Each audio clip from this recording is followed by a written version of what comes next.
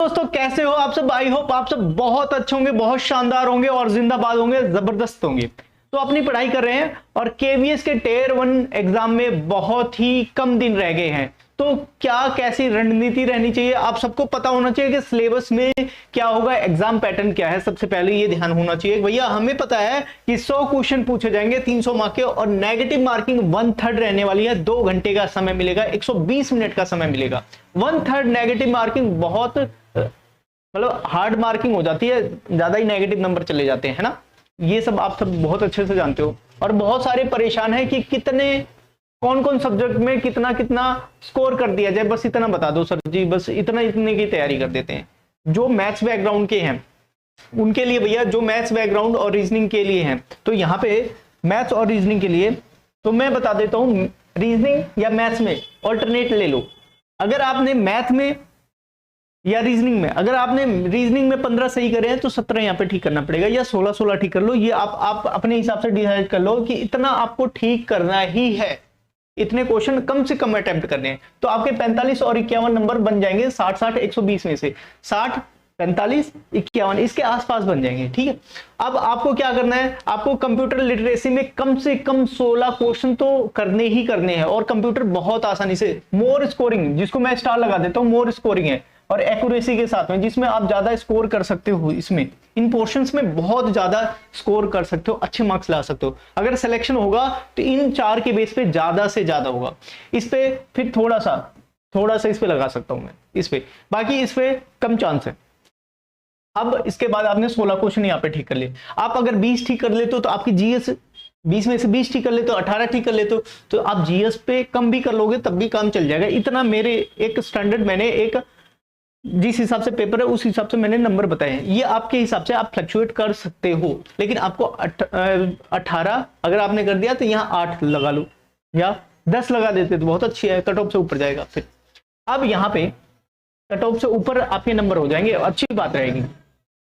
ये दो सब्जेक्ट आप ध्यान रखना, जीएस में आपको 10 क्वेश्चन अटेम्प्ट करने ही करने हैं जो सही होने चाहिए, 30 नंबर यहाँ से।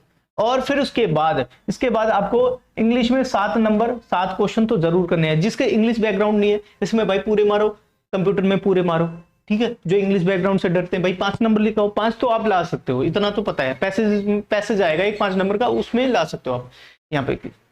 फिर उसके बाद आपका हिंदी में बहुत सारे धुरंधर ऐसे हैं, 10 में से 10 मारेंगे। मैं 9 लगा के चल रहा हूँ, 9 लगा देना, ठीक है। यहां से आपके टोटल 70 प्लस क्वेश्चन, 74-75 क्वेश्चन आपके सही हो जाने चाहिए।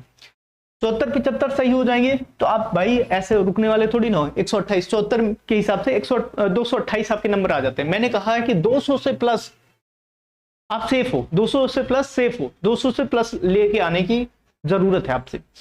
अब यहाँ पे क्या मामला हुआ, यहाँ पे भाई सब ध्यान से सुन लो, यहाँ पे क्या मामला हुआ।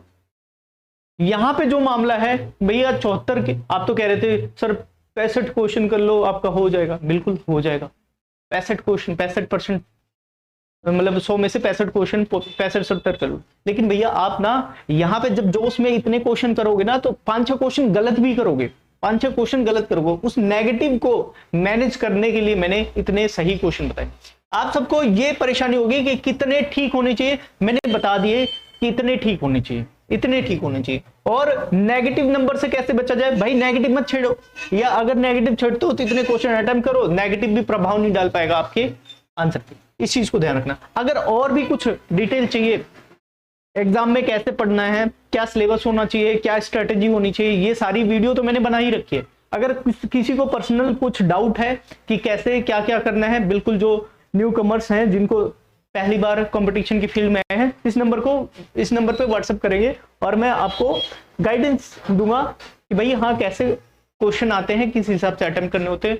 बहुत सारे ऐसे होंगे ओएमआर बेस पे नहीं आते होंगे, सीबीटी मोड पे क्वेश्चन करना आता है। ओएमआर क्या होता है कि भाई पेन से गोला लगाने वाला, और सीबीटी कंप्यूटर बेस्ड टेस्ट वो नहीं है ना। इस चीज को बहुत अच्छे से ध्यान देंगे। तो मैंने आपको कितना आपको क्वेश्चन अटेम्प्ट करना है कम से कम, जिससे आपका एक सीट पक्की हो जाए और आप 10 गुना कैंडिडेट में आ जाओ। जितनी वैकेंसी आई है उसका 10 टाइम्स बुलाया जाएगा, शॉर्टलिस्टेड होंगे। अगर लगभग 3000 के आसपास, अगर लगभग 3000 के आसपास, 3 नहीं 3600, अब तो बढ़ गई है ना, 3600 के आसपास आपकी पोस्ट है पीआरटी की, तो 10 गुना और लगा लो तो 36,000 बच्चे कॉल किए जाएंगे। और वो 36,000 ऐसा नहीं है कि टॉप पे उठा लिए जाएंगे, वो कैटेगरी वाइज जाएंगे। तो आप बहुत अच्छे से तैयारी करते रहे, इतना कम से कम मिनिमम स्कोर तो आप करते रहे सेफ रहने के लिए, ठीक है। इससे प्लस होता है तो बहुत बढ़िया है, इससे कम मत रखना, इससे कम मत रखना। कम ज्यादा मैं तो 70 का बनाना चाह रहा था, 70 का ही बनाया था, सच बता रहा हूं मैं 70 का ही बनाया था। लेकिन मैंने 4 क्वेश्चन एक्स्ट्रा इसलिए ऐड कर दिए क्योंकि बहुत सारे बच्चे उनको स्किप करने की आदत नहीं होगी और नेगेटिव नंबर लेके आएंगे, इस वजह से उसको मैनेज करने के लिए ये 70 का एवरेज लेके आ जाएगा आपके लिए, ठीक है। मिलते हैं भाई, बहुत अच्छे से पढ़ते रहो, कुछ भी डाउट हो तो उसके लिए मैंने प्रोवाइड कर दिया है व्हाट्सएप नंबर, तो आप वहां पे व्हाट्सएप करके नाम और स्टेट अपना लिख के तभी बताएंगे कि क्या डाउट है, नाम और स्टेट, ठीक है। मिलते हैं नेक्स्ट इंफॉर्मेटिव वीडियो के साथ में। और एक रिक्वेस्ट है आप सबसे कि बहुत जने हमारी वीडियो देखते हैं, मैंने देखा है जब स्टैटिस्टिक देखते हैं इसके यूट्यूब के एल्गोरिदम वगैरह के, तो वहां पे मैंने देखा है कि सब्सक्राइब करते हैं सिर्फ 1-2%, 98% ऐसे चले जाते हैं। तो प्लीज सब्सक्राइब करो, हमें मोटिवेशन मिलता है, ठीक है। Thank you so much.